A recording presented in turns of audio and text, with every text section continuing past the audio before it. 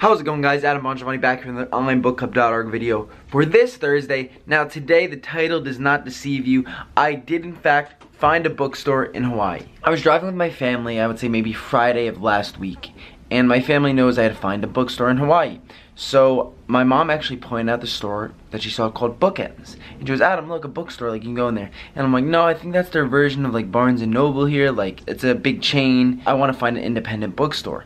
But then a few days later, we drove back around. I said, you know what, let's try it out, let's go in. I actually found out that this is a local neighborhood bookstore on the island of Oahu. So without even Googling anything, I did end up finding an independent bookstore in Hawaii, which is my goal. You go outside and there's a cart of books, or a few carts of books, and there's books all along the outside. And I feel like any bookstore that has books on the outside is like them showing they trust the customer. They're like, we know you're not gonna steal, here's some of our books, now come inside. So I did that. So you walk inside, and the setup's awesome. I feel like there's a bunch of things for kids, like stuffed animals hanging from fake trees along the wall, which is really cool. The little props they have set up for the kids are showing that they go the extra mile, which is awesome. But then along the first little right-hand side of the wall when you walk in, there's all books about the island of Hawaii, which is, I think, important. You know, this bookstore is located in Hawaii.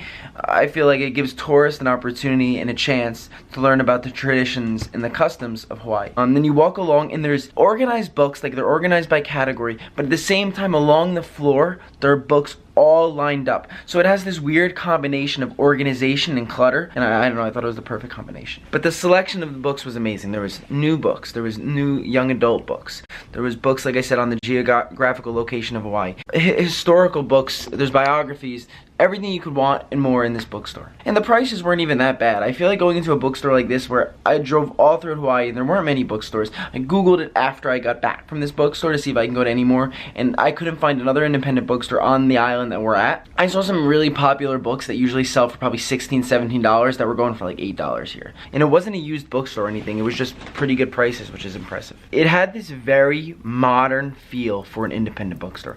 I feel like almost every bookstore I've went up to this far in New Jersey has had this old school, musty feel to the place.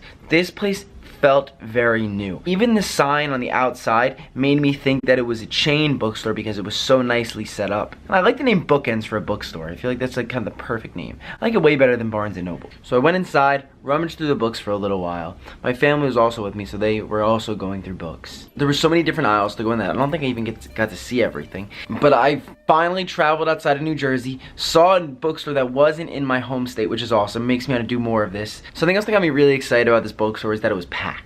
I think I went on like a Monday or a Tuesday, sometime in like the middle of the day, and it was absolutely packed. I'm not sure if it was because there were tourists that were visiting or there were many locals that go to this bookstore, but it was packed. And every time I go to these bookstores, I feel like a lot of the used ones and the independent bookstores, there's not a lot of people there, and I wonder how they could stay afloat and how they could keep their business going.